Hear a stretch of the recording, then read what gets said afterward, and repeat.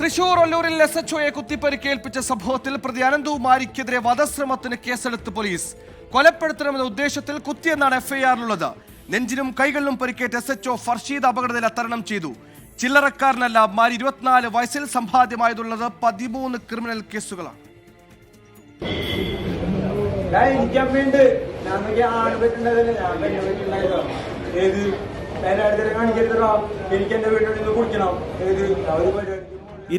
വയസ്സിനിടെ വധശ്രമമടക്കം 13 കേസുകളാണ് അനന്തുമാരിക്കെതിരെയുള്ളത്.